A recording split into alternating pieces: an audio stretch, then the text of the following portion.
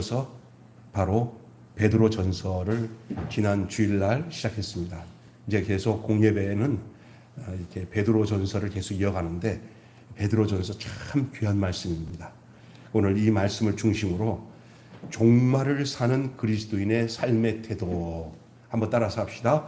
종말을 사는 그리스도인의 삶의 태도, 이런 제목으로 함께 은혜를 나누겠습니다. 여러분, 우리는 많이 변했습니다. 그리스도로 말미암아 새 사람이 되었습니다. 저 한 사람의 개인에도 예수 그리스도를 만나기 이전의 저와 예수 그리스도를 만난 이후의 저가 엄청 달랐어요. 세상의 어떤 역사의 문화에도 그리스도가 그 문화 속에 들어가서 그 안에 기독교 문화를 싹 틀고 거기에 열매를 맺으면 이전의 삶과는 전혀 다릅니다. 한 가정도 그렇습니다. 예수 그리스도가 그 가정에 들어가서 그 가정 모든 구성원의 주인님이 되고 생명이 되어서 역사를 하면은 내가 애쓰고 뭔가 바꿔보려고 해도 안 되는 것들이 하나님의 은혜와 능력으로 가정이 싹 변화되어지고 새로워지는 줄로 믿습니다. 개인도 그렇습니다. 그게 우리의 변함이 그리스도로 말미암아 하나님이 주신 생명으로 말미암아 이루어진다는 거예요. 이것을 우리는 크게 하든지 작게 하든지 조금 하든지 많이 하든지 간에 그리스도의 생명을 잘 가진 자는 이것들을 표현하게 돼 있어요. 알게 모르게. 그래서 그 사람이 된 만큼 내가 예수님 안에서 사니까 이렇게 평안합니다. 그럼 엄청난 변화예요. 그렇죠? 네? 그리고 나도 몰래 아는 건 없어도 좋아요. 이것만 해도 엄청 변화예요. 또 하나는 삶을 살아가는 태도와 내 마음의 상태가 달라진 거예요. 저는 고등학교 3학년 때 인격적으로 주님을 만났습니다. 내가 막연히 믿던 하나님, 엄마가 교회 다니면서 나 헌금하라 동전 주고 가서 교회다가 연보 내고, 그리고 선생님들이 좋으니까 따라다니고 하던 처치맨으로 처치 찰드런, 다시 말해서 교회 어린이로서 살면서 이렇게 자랐는데 그때는 믿음 없었어요. 솔직히 그냥 교회가 좋았죠. 그러나 제가 제 안에 생명이 임하고 성령님이 오셔서 제가 제 인생에 대해서 이렇게 새로운 시각으로 눈이 바뀌고 삶이 바뀌고 생각이 바뀌어지는 그런 놀라운 역사를 경험했을 때 이게 뭔가 했더니 내 마음에 주 예수 내 마음에 들어와 계신 후 변하여 새 사람 되고 내가 늘 바라던 참빛을 찾음도 주 예수 내 맘에 오심 주 예수 내 맘에 오심 주 예수 내 맘에 오심 물밀듯 내 맘에 기쁨이 넘침은 주 예수 내 맘에 오심. 그 주님이 그냥 내가 바라보고 믿어주던 예수님이 아니라 내 속에 생명으로 들어오신 예수님. 그래서 사도 바울이 고백하기를 내가 이제 그리스도와 함께 십자가에 못 박혀 죽었나니 그런즉 이제는 내가 산 것이 아니오 내 안에 생명이신 예수 그리스도가 사신 것이다. 내가 이제 육체를 가지고 사는 것은 나를 사랑하사 나를 위해 자기 몸을 버리신 하나님의 아들이신 예수 그리스도를 믿는 믿음으로 내가 사는구나 라고 사도 바울이 고백했어요. 그의 인생은 그리스도 이전과 그리스도 이후는 그 세계관이 다르고 인생관이 다르고 자기를 위해서 믿는 사람을 막 핍박하던 바울이 예수를 믿고 나니까 하나님의 목적이 자기 안에 이루어지고 하나님의 생명이 자기 안에 이루어지니까 이제 내가 사는 게 아니라 내 안에 아들을 보내신 하나님의 그 뜻 가운데서 그 아들의 생명으로 내가 사는구나. 요게 새 생명인 줄로 믿습니다. 요게 새 생명이고 요게 뭐냐? 구원받은 생명이고 요게 속사람이라고 하기도 하고요. 그게 생명 얻은 영혼이라고 할 수 있어요. 내 속사람이. 우리 육체는 늘 후패해요. 늙어요. 그러나 우리의 속사람은 날로 새로워요. 그러니까 이 세상은 늙어가는 이 육체를 따라 사는 게 아니에요. 그냥 이거는 잠시예요. 나그네 같이 사는 거예요. 그러나 우리에게 진짜 중요한 것은 내가 내 안에 내 인생에 생명이신 예수님이 오시고 그 예수님이 내 안에 살게 된 것은 나를 위해서 생명 주신 예수님이 어디서 생명을 주냐? 십자가에서 자신을 주심으로 우리가 그 안에서 연합이 되어서 생명을 얻게 된 거예요. 그래서 따라서 합시다. 예수 죽음, 내 죽음, 예수 부활, 내 부활, 예수 생명, 내 생명, 예수 권세, 내 권세, 예수 영광, 내 영광, 예수 천국, 내 천국. 그게 이제 남에게 내게 된 거예요. 그거 주시기 위해서, 생명 주시기 위해서 아들이신 예수님이 이 땅에 오셔서 자신을 내어줌으로 그 주신 예수가 내 안에 오셔서 예수를 믿는 상성들은 막연히 관념적으로 사변적으로 예수를 믿는 게 아니에요. 지식으로. 그의 생명이 들어와서 사는 게 예수 믿는 거예요. 예수 믿는 것은 그냥 이렇게 뭐 경을 읽고 많이 해서 아이고 장로님 많은 걸 배웠습니다. 깨달았습니다. 이것도 좋아요. 근거가 되니까. 그러나 그런 근거의 최종적인 목적은 뭐냐? 바로 그 생명이 지금도 역사하고 있고 그 생명이 내 안에 들어와서 내 인생을 바꾸는 그러한 생명이라는 거예요. 그래서 나 이제 주님의 새 생명 얻은 몸. 옛것은 지나고 새 사람이에요. 우리는 이런 새 생명으로 변했어요. 전 저의 얘기도 하면서 여기 계신 우리 권사님이나 장로님 다 변했죠. 예수님은 나를 변하게 하시는 분이에요. 예수 인생으로 변하게. 내 인생으로 살지 않고 허탄하고 세속적이고 욕망적이고 눈에 보이는 대로 사는 내 옛 인생대로 살지 않고 이제 새 인생으로 살게 해 주신 게 바로 그 분기점이 예수님인 줄로 믿습니다. 그리스도로 말미암아 새 사람이 되었다는 말입니다. 이런 새 사람은 맞이하는 모든 시대가 자기에게 있어서는 새 시대예요. 세상은 똑같다 하더라도 예수를 믿고 새 사람 된 사람에게는 그 세상이 새 시대, 새로운 세계로 자기 눈에 보이게 돼요. 아니 똑같은데 나는 사람이 달라지면 세계도 달라지는 거예요. 그게 기독교 세계관인 줄 믿습니다. 이 세계관. 그러니까 젊은 청년들이 이 중요한 그리스도 안에 있는 그 하나님이 주시는 이 초점, 이 목적을 알고 이 눈이 바뀌어서 관이 바뀌어서 세계관이 바뀌어서 옛날에는 그냥 지멋대로 사는 게 세계관인 줄 알았더니 알고 보니까 그 영적 세계가 있구나. 야, 이건 배후에 마귀가 역사하는구나. 여러분 알잖아요. 정치판을 보세요. 얼마나 거짓말 막 하고 난리를 치는데 그게 무슨 세계입니까? 마귀가 조정하지 않으면 사람이 그렇게 살 수가 없는 거예요. 그 세계관이 있다니까요. 그런데 반면에 그 세계관에서 그런 악한 세계관 속에서 막 살던 사람이 예수 만나니까 아이고 틀렸다. 저도 예수 안 믿었으면 아마 정치판에 들어가서 별짓 다 하고 고무수수 쓰고 살았을 사람일 수도 있어요. 예?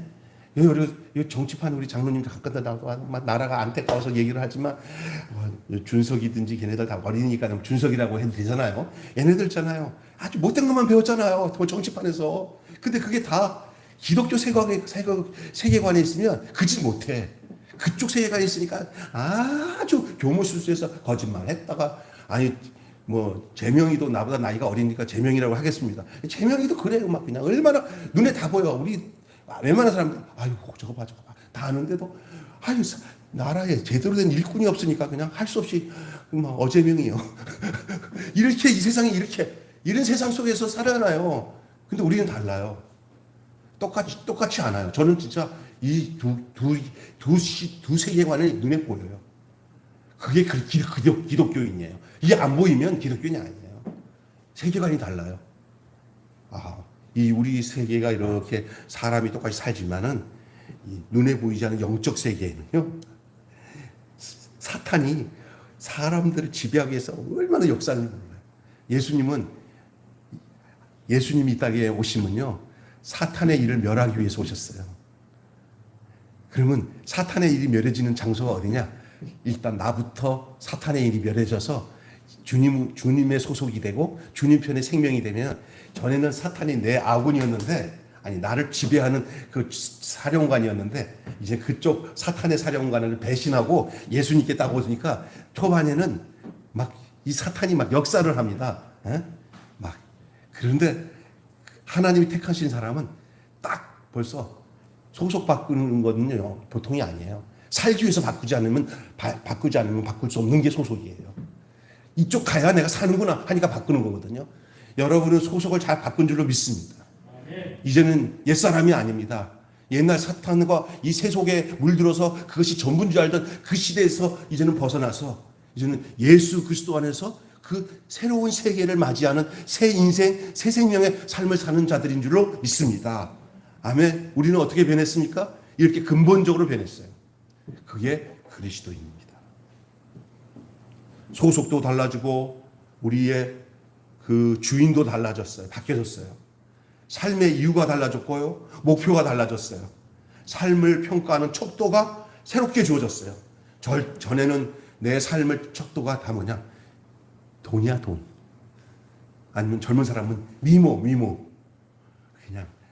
그래서 늙어지는 게 싫어가지고 덕지 바르고 안 되면 여기다가 뭐 집어넣고 하고 어떻게든지 나이는 들어도 나이를 속이기 위해서 별짓 다 하는 게 그 사람들의 가치관이야. 그렇죠? 근데 우리는 그 가치관이 아니에요.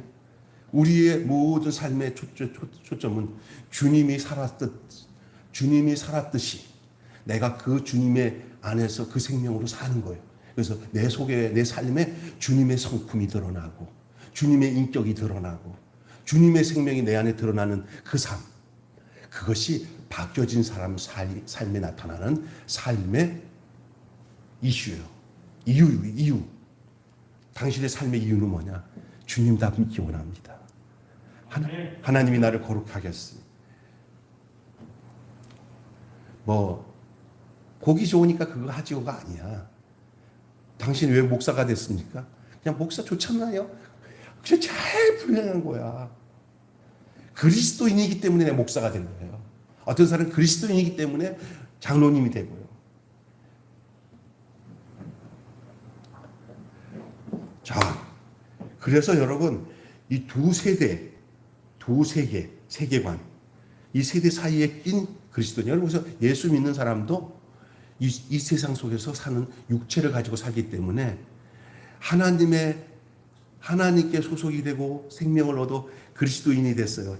옛날에는 넌 그리스도인, 비그리스도인이지만 이제는 말씀을 자꾸 조금씩 배우고 익히면서 인격적으로 주님을 맞이해서 내가 이제는 참 믿음 생활 잘해야겠다 하는 마음을 갖고 된 것도 하나님이 그런 마음 주지 않으면 가질 수가 없어요. 사람이 때가 있어요. 옛날에 그런 거 가지라고 하면 자식아 나 장수마 자식아 나 너 그런 말 하지 마. 내 인생 내 거야 마. 아유 귀찮아. 이랬어요. 근데 어느 날 마음이 어떤 시기에 어떻게 돼? 그러니까 어떨 때는 늙어지니까 기가 다 죽어가지고 하나님을 마음을 향할 수 있는 것도 은혜인 줄로 믿습니다. 또 어떤 사람은 물리적으로 젊었을 때 하나님이 그냥 기어가지고 뭐 몸에 상처가 나든지 뭐 사고를 나서 몸이 상했든지 아니면 또 뭐죠? 물질이 뒤집어져가지고 뭐시 경제적으로 어려워진지 그래서 이러지도 못할 때 이게 아니구나 하면서 마음을 하나님께 향할 수 있는 마음을 주신 것도 하나님이 그 사람을 부르신 은혜인 줄로 믿습니다. 참 아주 신통망통하게 하나님을 인도하셔요. 그냥 그 많고 많은 사람들 중에 그런데 다 믿을 것 같은데 안 믿어. 근데 나는 믿어. 이게 하나님의 은혜예요. 그리고 계속 이 사람들을 뭐 이렇게 막 물리적으로 야 저기는 수백 명이 몰려드네 하고 사람 인산일에 모여가지고 군중심리에서 사람을 따라가는 믿음은 별로 효과 없어요. 왜냐하면 구원을 얻는 길을 예수님은 넓고 큰 길에는 생명이 없다 그랬어요. 생명으로 얻는 길은 좁고 험한 길이라고 했어요. 신앙생활 하면서 군중심리에 몰려가지 마시고 나와 주님과의 관계에다가 초점을 두고 그 주님이 원하시는 옳은 뜻에 쫓아서 그 생명의 길로 걸어가는 구원으로 인도하는 길은 참 좁으며 생명으로 인도하는 길은 험하니 우리 몸에 맺혀 있는 그 어두운 잿덩어리를 다 내어놓고 생명길로 걸어갑시다. 아멘? 어쩌면은 이 작은 교회에 와서 신앙생활하는 사람들이 있어요. 그 호화로운 찬양대가 있고 막 사람 좀 넥타이에 야 기가 막히게 우람하네. 그런 것에서 만족감을 느끼고 자기 존재감을 드러내는 사람들 있잖아요. 뭐 틀린 건 아니에요. 그렇게라도 예수 믿으면 좋아요. 그러나 제 눈에는 어쩔 수 없이 저도 마찬가지죠. 저도 그런 교회의 목사 되고 싶죠, 사실. 그런데 하나님 앞에 돌이켜서 생각해 볼 때 이렇게 좁고 험한 이 길로 목회를 하면서 생명을 찾아갈 수 있다는 것이 너무너무 감사하고요. 거기에 초청을 받아 같은 이 좁은 길로 험한 길이지만 생명길로 주님이 부르신 여러분을 축하합니다. 이거 이런 말씀을 전하는데 축하한다는데 아멘 하시니까 설교할 만 납니다. 알아들으니까 감사해요. 자, 그래서 오늘 본문은 이렇게 지금은 제가 얘기하고 있는 것은 베드로가 이 편지를 쓸 때 베드로가 쓴 첫 번째 편지가 베드로 전서예요. 그때 예수를 믿고 구원을 받은 초기의 기독교인들이 있었어요. 우리 같이 예수를 믿고 구원받은. 근데 그 사람들이 구원받아서 교회를 이루니까 교회 안에 하나님의 성령이 임하고 막 나누고 교회 오니까 어려운 사람들은 굶어 죽지 않고 또 있는 사람도 자기 거라 생각하고 막 내놓고 하면서 아름다운 초대교회가 이루어졌는데 막상 각자 일터나 가정에 들어가 보니까 반대하는 세력들이 얼마나 많은지. 야, 인마 그 예수교 이단이야. 너 무슨 게 유대교 믿다가 거기가 너 호적파? 막 이런 개인적으로 공격하면서 또 어떤 경우는 제약을 하는 게 많잖아요. 교회 다니다 보니까 세상적으로 막 세컨드 이렇게 포스트 막 여자들을 여럿이 들고 막 행락을 누린다 사람이 예수 믿고 싹 돌아가는데 어느 날 보니까 옛날 생활이 더 재밌었는데 막 이런 생각이 들면서 그 문화적인 차이에 그 악한 문화를 버리고 옛날 스타일의 문화로 살아가는 게 훨씬 적응이 잘 되고 익숙해졌던 것을 버리고 새로운 형태의 삶을 산다는 게 쉽지 않아요. 그래서 예수 믿던 저 젊은 우리 그 친구들 중에 제가 학교 다닐 때 제가 중동고등학교 나왔어요. 서울. 중동고교 안 사람은 알아요. 멋있는 깡패 학교예요. 거기에 우리 친구들이 있어요. 그리고 이 서클이라고 해서 클럽인데 애들 잘생겼어요. 저를 보면 알겠지만 제 친구들이 다 키가 조만했는데 우리 친구들이 딱 이렇게 해가지고 이게 어디 가면은요, 와, 멋있었어요. 진짜. 그런 애들이에요. 잘 나가는 애들도 있고 좀 안 좋은 쪽으로 나가는 애들도 있어요. 근데 그 세계에서 얼마나 어떤지 아세요? 예수를 믿고 이제 돌이켜서 신앙생활을 하려고 하는데 제가 친했던 친구 하나가 세용이라고 내가 시골에서 목회를 할 때 전화가 왔어요. 병수야, 야 올라와 봐. 그러더라고요. 나 임마 주일날 설교해야 돼. 그때 전도사 때 개척을 했는데 야 임마 아무나 시키고 올라와 임마. 그러더라고요. 야 교회는 나 없으면 안 되니까. 집사라고 집사 있고 뭐 이런 거 있잖아. 이러다 야 교회 개척교회라 그것도 별로 없어 안 되나 나 못 가. 그랬더니 막 뭐라고 하더라고. 뭐 결혼식 하는데 안 오냐고 비니 결혼식. 얘네들은 나랑 갈 길이 틀린데. 그러다가 다시 또 전화가 와서 내가 통화하는데 야 임마 나도 우리 아내가 여의도 순복음교회 다니는데 나 지난주에 교회 끌려갔다. 그러더라고요. 그래서 잘했어. 그때 나이가 29, 뭐 30대예요. 그런데 내가 그랬죠. 야, 너 교회 다니려고 해서 마음 먹으려 했더니 뭐가 힘드냐 그랬더니 아씨가 하던 거 안 하고 거기 가니까 그쪽 세계에서 살려고 하니까 익숙하지가 않아서 못 살겠다. 무슨 얘기인지 아시겠죠? 보니까 은혜를 받았더라고. 얘기를 나눠보니까. 그런데 제일 힘든 게 뭐냐, 지금 살았던 삶이 더 익숙했고 이제 기독교라고 하는 이 교회 생활에서 익숙하지 못한 것 때문에 힘들어하는 거예요. 원래 육체적으로 살고 세상적으로 살던 삶이 익숙해진 사람이 주님 믿고 난 뒤에 이제 새로운 이제 술도 안 먹고 하나님 은혜로 사는 사람들이랑 사는 게 자기가 확실하게 은혜 안에서 돌이켜서 거기다가 마음 먹고 뿌리를 내리고 뿌리를 딱 내리면 괜찮은데 어설프게 내리면 막 갈등스럽고 그게 되는 거예요. 두세 개가. 그러나 여러분 초기에 이 베드로가 말하던 이 유대인들이 는 어떠냐면은 예수를 믿는 자체가 순교였어요.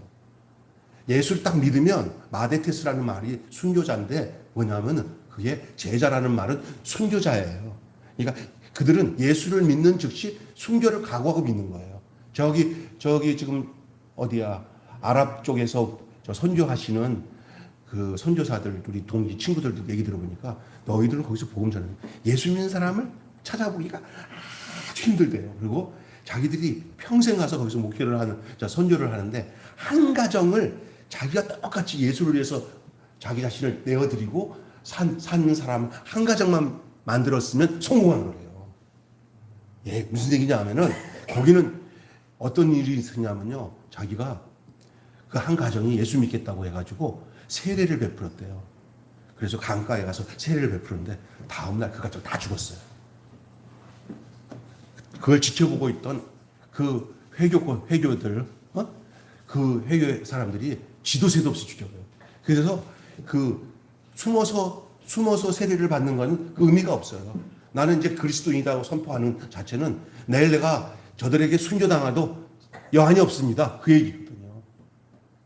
여러분이 그런 환경에서 신앙생활 할 수 있겠습니까? 그러나 그것을 할 수 있다고 여러분 그 마음에 딱 인을 치고 신앙생활을 이 땅에서 하게 되면은 정말 놀라운 변화가 일어나게 되는 줄 믿습니다. 진짜요. 어설프게. 근데 초기 기독교인들이 그랬대요. 초기 기독교인. 다시 말해서 베드로가 이 편지를 썼을 때. 그런데 문제는 뭐냐면 많은 사람들이 그 믿음 가지고 살아야 되는데 아까 전에 말한 것처럼 새로 익숙지 아니한 이 교회 생활에서 가정으로서 개인적으로 공격해오는 시험들이 엄청나게 많아. 그래서 지난주에 제가 얘기했었잖아요. 시험 당하는 것들을 이상히 여기지 마라. 불같은 시험들이 올 거다. 그런데 너희들이 그런 와중에도 예수를 사랑한다니 너무나 귀하다. 그래서 진짜 신앙은요, 시험과 환란이 왔을 때 내 신앙이 흔들리지 않은 것을 기뻐할 수 있는 신앙이 돼야 돼요. 여러분 개인이 여러분을 객관화시켜서 내가 어려운 시험이 막 오고, 야, 이거 진짜 교회 못 다니겠다. 아유, 야, 난 정말 교회 다닌다고 왜 이렇게 핍박을 해? 아우, 또 하는, 짜증나는 게 너무 많나. 이거 하던 것도 안 하고 막 이러잖아? 그럼 굉장히 갈등이 와. 근데 그걸 꾸벅꾸벅 이기고, 그 시험을 이기고, 그리고 여전히 그 자리에 가서 하나님께 예배를 드리고, 하나님을 사랑하잖아요? 이것이 자기가 그 상태를, 야, 희한하다. 내가 옛날 같았으면 이거 못 이겨내는데, 이겨내네? 그것을 기뻐하라는 거예요. 그것을 기뻐하는 거예요. 그래서 찬송 속에 정확하게 그 얘기를 하고 있어요. 환난과 핍박 중에도 성도는 신앙 지켰네. 이 신앙 생각할 때에 뭐가 충만하도다? 기쁨이 충만하도다. 오늘 또 이 세속 문화 속에서 기독교인으로서 그 문화를 이루어나가면서 어려워도 가정 안에서 성도 가족과 함께 주님을 찬양하고 주님을 의지하는 가족 공동체를 이루어가며 또 교회 공동체를 이루어가는 과정 속에 세상으로 오는 모든 환난과 핍박이 왔을 때 그것을 이길 때마다, 그것을 극복할 때마다 여러분에게 기쁨이 충만한 역사가 있어지기를 바랍니다. 이것을 베드로서는 얘기하고 있는 거예요. 그런 가운데 그 삶이 바로 뭘 드러내고 뭘 나타내야 되는지를 베드로서는 이 구약에 있는 모세오경에 있는 레위기에 나타난 그 말씀으로 하나님의 성품을, 기록된 성품을 얘기하면서 우리 예수님도 그렇고 하나님도 그렇다. 그러니 너희도 이래야 된다는 그 중요한 내용을 얘기하고 있는데 그 첫째가 따라서 합시다. 거룩함을 추구하라. 거룩함을 추구하라. 기독 그리스도인들을 성도라고 얘기해요. 그게 뭐냐? 거룩한 무리들이에요. 거룩한. 세상 사람과 달라요. 하나님의 자녀가 어떻게 세상 사람과 같을 수가 있어요? 다르잖아요. 그 다른 그게 거룩이라는 거예요. 거룩. 전능하신 주여. 우리 하나님은 거룩하신 분인데 그 하나님이 우리에게 요구하는 게 딱 하나밖에 없어요. 나 닮아라. 내가 거룩하니 너희도 거룩하라. 그게 하나님이 우리에게 요구하시고 우리 예수님께서 그 거룩하게 사는 샘플이 되셔서 예수 그리스도 안에만 있으면 그냥 예수님이 우리를 주 안에서 거룩하게 만드신다는 거예요.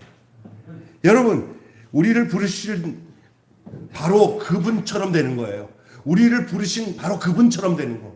주와 같이 되기를 내가 원하니. 주와 같이 되는 거. 그것이 우리를 부르신 하나님의 목적이에요. 우리를 세상에서 새로운 인생으로 살 수 있도록 부르신 이유가 뭐냐? 똑같이 사는 무슨 소용이에요? 아버지 뜻대로 사는 거예요. 아버지 같이 되는 거. 우리 주님처럼 되는 거. 그분처럼 거룩하게 사는 거. 이를 위해 세상을 본받지 않고 모든 행실에서 그리스도의 행실을 추구하는 거예요. 그래서 우리의 인생을 우리의 인생으로 안 살고 우리 속에서 역사하시는 그 그리스도께서 이끄시는 대로 살아서 우리의 삶의 흔적이 그리스도의 형상이 드러나는 거예요. 그리스도의 형상이. 누구를 가르쳐서 성도 만드는 게 아니야. 한 사람이 온전한 그리스도인의 형상을 이루게 되면은 그냥 부족함이 있어도 하나님 사랑하는 법을 목사가 그 추구하는 것이 저렇게 사는구나라는 것을 성도들이 보고 우리 목사님 참 인간적으로는 좀 부족한 거 많은데 하나님 사랑하는 게 너무나 아름다워. 이러면 성공이야, 성공. 그걸 그렇게 배워서 인격적으로 장로님들이나 성도들이 다 같은 그 성질을 가지고 사는 아름다운 공동체 안에는 서로 이간질하거나 대립하거나 하는 게 있을 수가 없어요. 사랑으로 종로를 타며 섬기는 거예요. 우리 주님이 그렇게 하셨듯이 으뜸이 되고자 하지 않고 종이 되어서 살았던 거예요. 교회 권위는 종이 되었을 때 으뜸이 되지, 으뜸이 되고자 하면 종보다도 더 비참한 꼴로 떨어지도록 만드는 게 이 기독교의 원리예요. 그래서 우리 예수님께서 먼저 허리에다가 수건을 동이고, 그죠? 제자들의 발을 씻잖아요. 그래서 겸손으로 허리를 동이고 했어요. 그래야 온전한 것을 바랄 수가 있어요. 오늘 13절 한번 읽어보세요. 13절 시작. 그러므로 너희 마음의 허리를 동이고 근신하여 그리스도께서 나타나실 때 너희에게 가져들 은혜를 온전히 바랄지어다. 허리를 동이다는 거가 뭔지 아세요? 수건으로 허리를 동이고 그 겸손으로 허리를 동인 거예요. 여러분, 거룩함이 바로 이 겸손 안에 있는 거예요. 겸손 안에 하나님의 거룩, 그리스도의 행실. 우리 예수님 생각하면 여러분 무슨 생각이 나니까 막 능력으로 막 역사를 하고 막 그냥 멋있는 하나님의 말씀을 전하고, 이게 우리 예수님의 근본적인 그런 모습인가요? 그걸 잘못 추구하면요, 그런 것만 흉내내는 사람들이 많아요. 잘못된 거예요. 우리 예수님의 최고의 정점은 뭐냐? 자기 자신을 십자가에서 죽는 거예요. 근데 그곳에 제일 가까운 게 뭔지 아세요? 자기가 모든 사람의 종이 되어서 겸손으로 그의 발을 씻는 게 우리 주님의 가장 아름다운, 가장 중요한 주님의 행실이에요. 주님의 행실. 우리 예수님은 군림하는 자가 아니고요. 우리 예수님은 군림하는 자가 아니고 주장하는 자가 아니고 다스리는 자가 아니라 우리 주님은 우리의 발을 씻는 겸손의 종이었던 것이에요. 오늘 우리가 그것을 본받아야 돼. 그런 자에게 다툼이 있겠습니까? 그런 사람에게 막 주장하면서 막 성질내고 싸우고 내가 내 뜻대로 하라고 하는 게 있습니까? 다 겸손으로 허리를 동이는 것이죠. 이것을 위해 어떤 대가도 마다하지 않는 거예요. 내가 주님처럼 사는 것을 위해서 내가 모든 것을, 그 대가를 마다하지 않는다. 주님처럼 된다면 내게 있는 게 없어져도 괜찮다. 있던 것이 다 날아가도 괜찮다. 내가 결국 주님을 닮는다면은 그 거추장 것들, 세상에서 내가 막 으쌰으쌰하던 것들 다 없어져도 주님만 닮는다면은 나는 그거 다 내놓을 수 있다. 이런 은혜가 여러분 속에 있기를 바랍니다. 우리는 도리어 예수님을 이용해가지고 그 거추장 것들 다 얻으려고 하잖아. 주여 이것도 주세요. 주여 저것도 주세요. 만사형통해서 내가 이 세상에서 잘난 것을 나타내게 해주세요. 쏟고 있는 거예요. 우리 주님이 그렇게 안 살았는데 뭐 주님한테 그런 걸 구해. 안 그래요? 네. 착각하지 않고 사시길 바랍니다. 주님을 닮고 사는 것이 얼마나, 제가 헛된 이 세상의 영광을 구하는 그런 초점으로 목회를 안 하고 살았더니 이렇게 살아요. 그런데 어떻게 보면 참 옹색하고 궁색한 거, 우리 장로님 옆에 보면서 내가 김 목사님 참 호흡도 좋고 괜찮은데 내가 빵빵 잘 나가도록 교회에도 이게 뭐야 밀어줘야 될 텐데, 그 얘기할 때 인간적으로는 감사하지만 장로님이 저를 잘못 보고 있네. 제가 무슨 생각하고 있는지를 모르고 있네. 나는 이 지금 삶에 주님과 교제하면서 주님이 날마다 날 사랑한다는 말을 듣고 주님 앞에 내가 이런 모든 유혹을 다 집어던져서 주님 사랑받기에 합당한 자로 사는 게 얼마나 감사한데 왜 저렇게 해서 저의 마음을 모르고 흔드시나? 그런 생각을 했어요. 인간이라 때로는요 수직 상승하고 싶을 때가 있어요. 슈퍼맨이 돼가지고 하늘을 확 오르더니 야 매일교회 김 목사 봐라 야 끝내준다 다 저 김 목사에게 다 절해라 할렐루야 하고 싶어요. 그 인간이에요. 근데 그것이 그리스도 밖으로 가는 직행이에요. 망하는 직행이에요. 오늘날 수많은 사람들이 한때는 하나님의 뜻대로 주님 닮는다고 하다가 어느 순간 마귀에게 꼬드겨가지고 지 인생을 거기다가 주고 슈퍼맨이 돼가지고 와 올라가다가 나는 떨어지고 지도 망하고 다 망하고 망하는 사람들이 한두 명이 아니에요.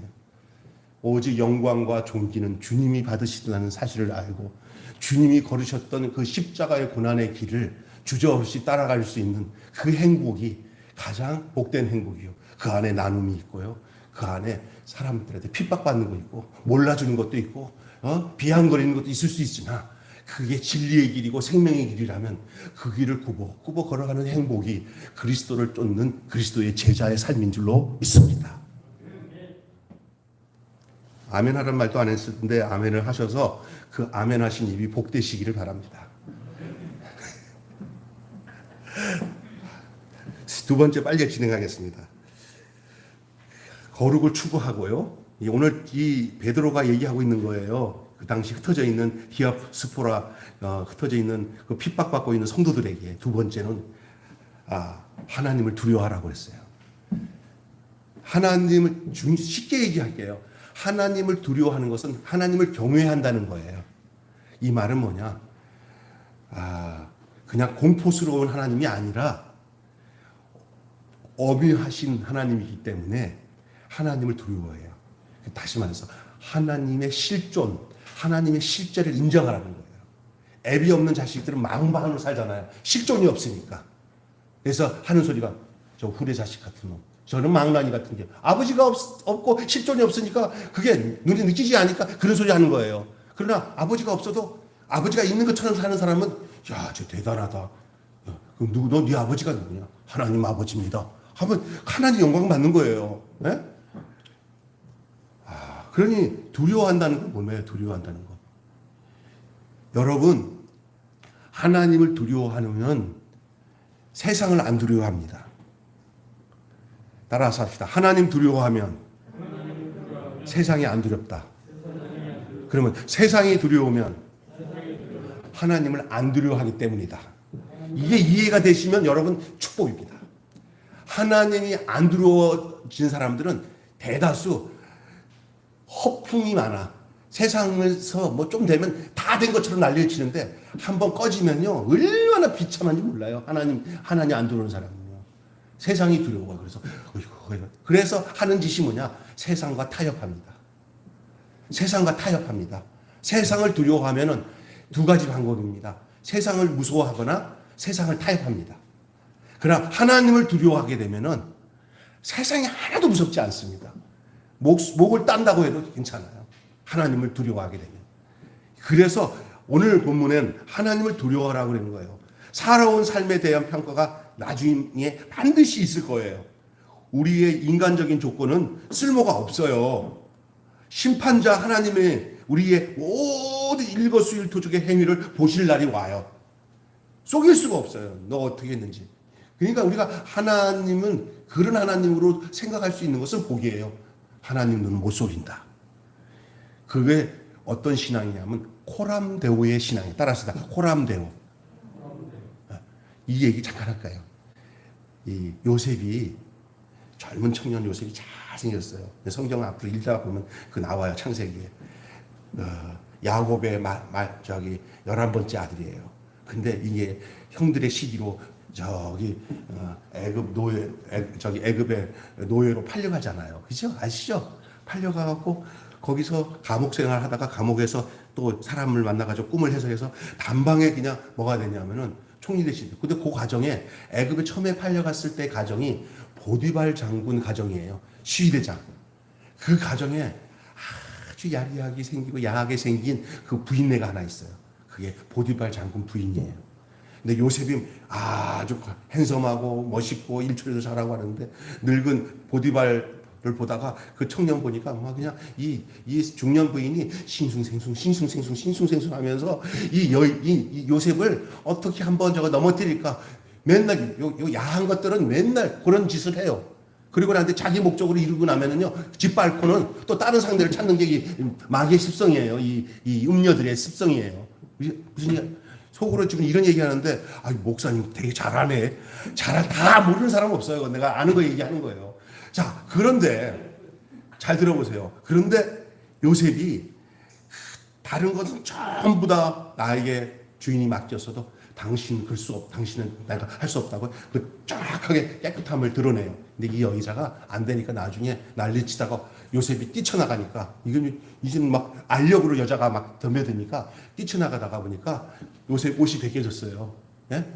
그리고 난데 누가 오니까 뒤집어 씌우는 거예요. 저놈이 나를 겁탈하려고 했다. 그래가지고 뒤집어 써가지고 감옥에 들어가죠. 그럴 때 요셉이 한 말이 있어요. 요셉이 잘 들으세요. 내가 어찌 하나님 면전 앞에서 득죄하리이까? 범죄를 하겠습니까?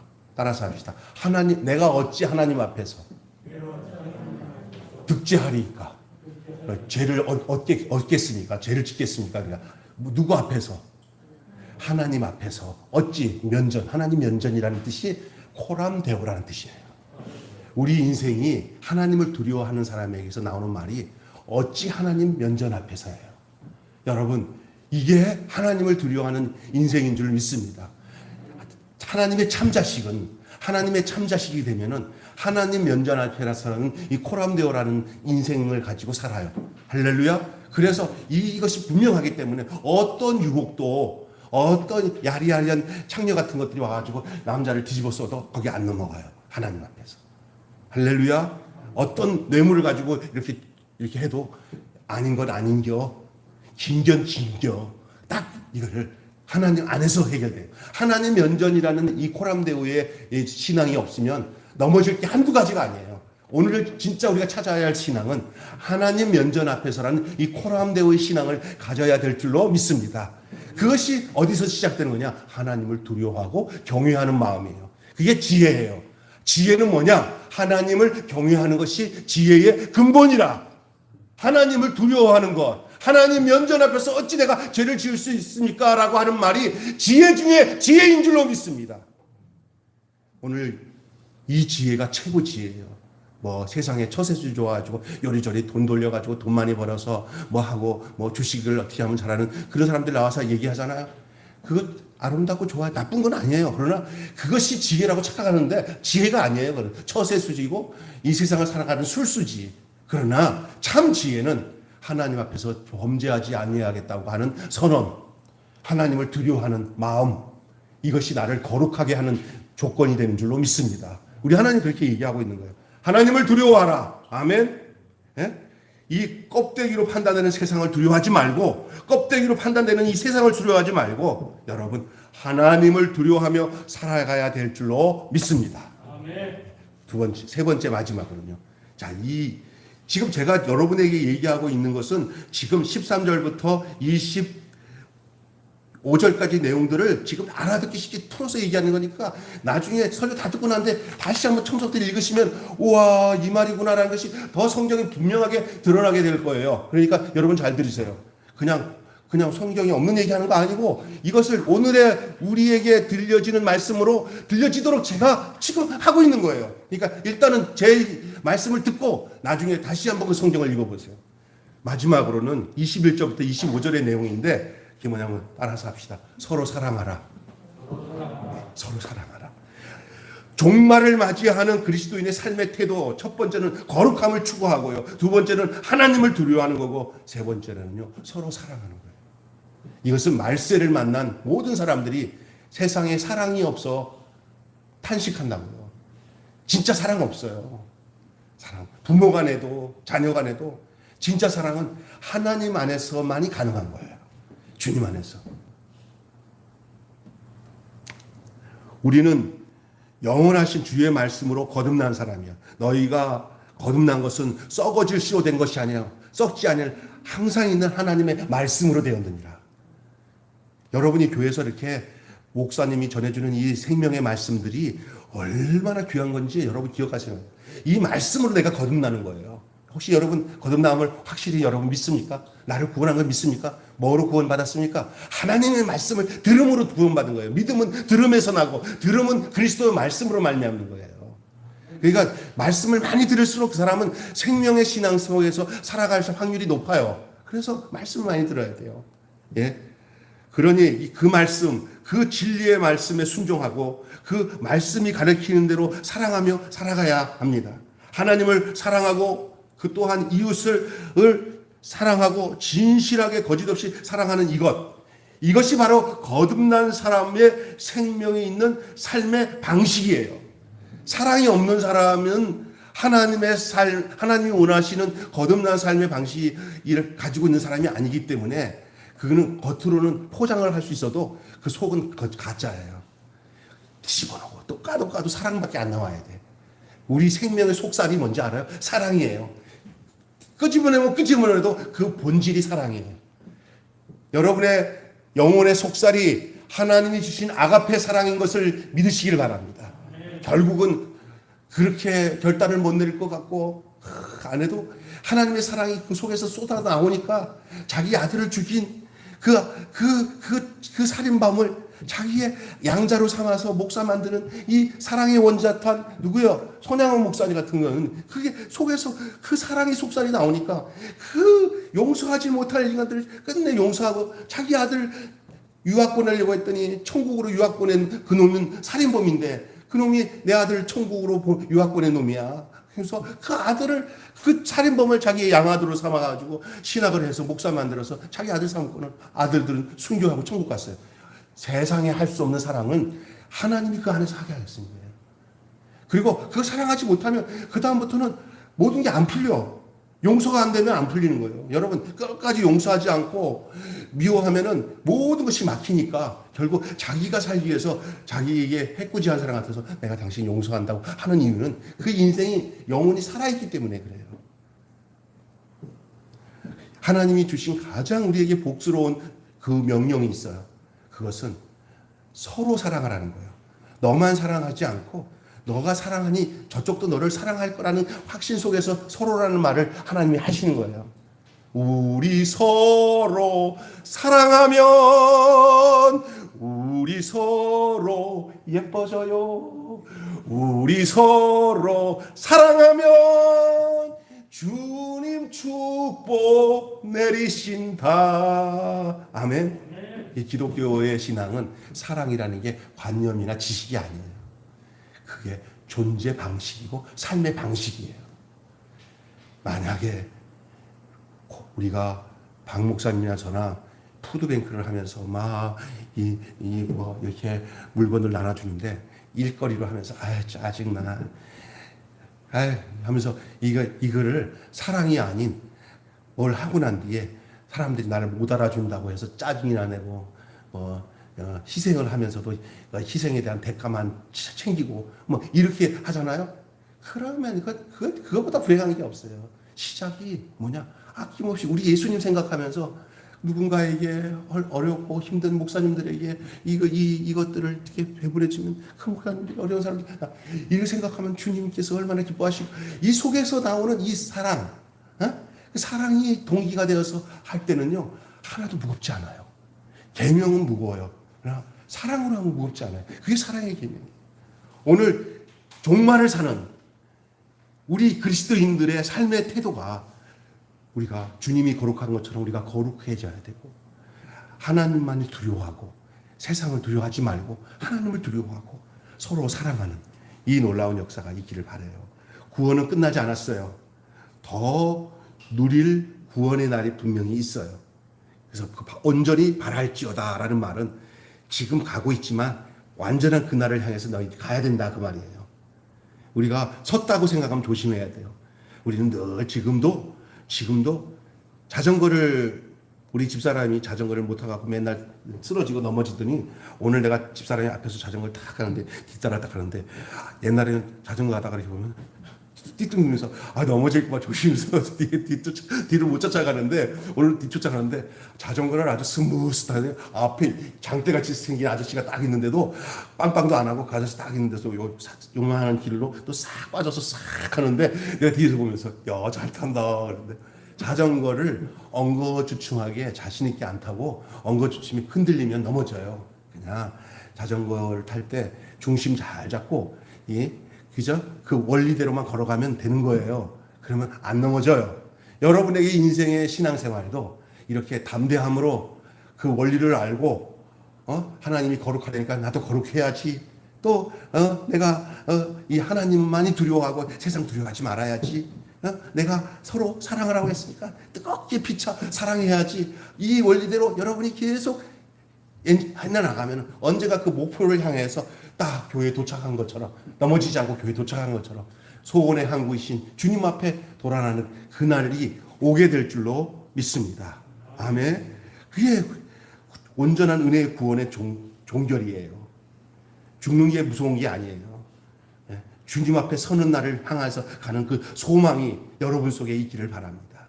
하루하루를 1000만 년 사는 것처럼 하루를 인생 다 사는 것처럼 살고 하루 또 죽어서 잠자고 일어나면 잠자는 것을 내가 관 속에 들어간다 생각하고 그냥 퍼지게 자세요. 그냥 걱정 없이 잠 잘 자는 것은 믿음의 결과인 줄 믿습니다. 아침에 딱 일어나서 부활했네. 그래서 잠자는 것은 죽음이요 아침에 일어나는 건 부활이를 계속 경험하는 그 삶 속에서 마지막 부활의 아침에 주님을 만나게 될 줄로 믿습니다. 오늘 그 은혜를 받을 마음으로 살아야 합니다.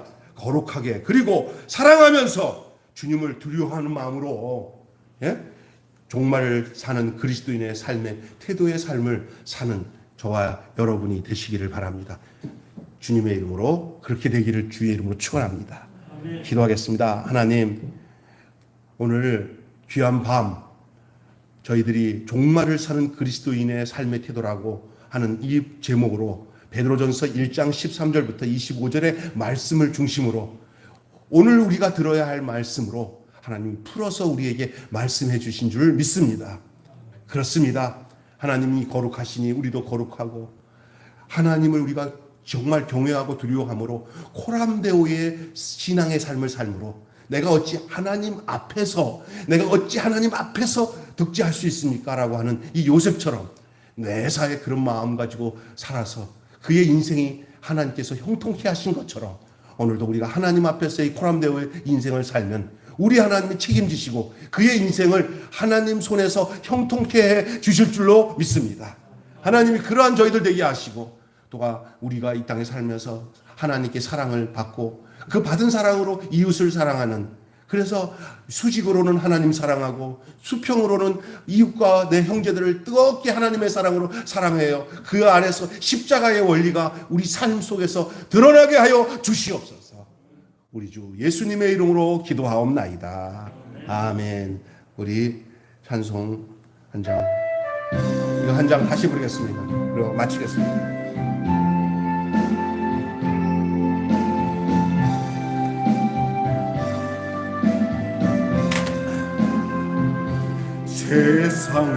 세상에서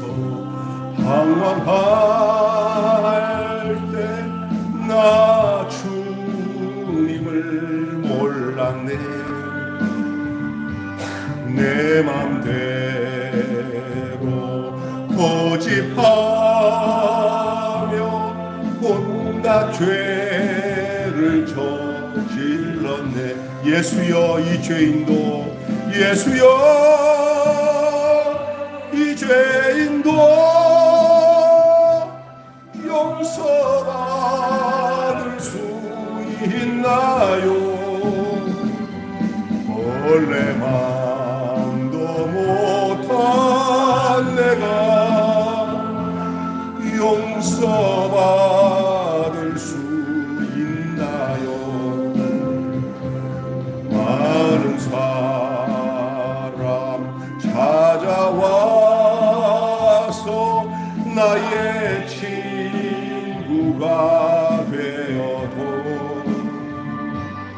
병든 몸과 상한 마음 위로받지 못했다오. 예수여 이 죄인을, 예수여 이 죄인을 불쌍히 여겨 주소서. 의지할 것 없는, 의지할 것 없는 이 몸 위로받기 원합니다. 이 죄인의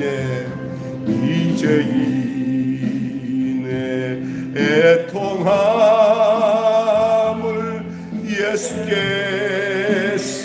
들으셨네. 못자국난 사랑의 손 나를 어루만지셨네. 내 주여 이 죄인이, 내 주여 이 죄인이 다시 눈물 흘립니다. 오 내 주여, 오 내 주여 나 이제는 아무 걱정 없어요. 내 모든 죄 무거운 짐 이제 모두 다 벗어내. 우리 주님 예수께서 나와 함께 계신다오. 내 주여 이 죄인이 무한 감사드립니다. 나의 몸과 영혼까지 주를 위해 바칩니다.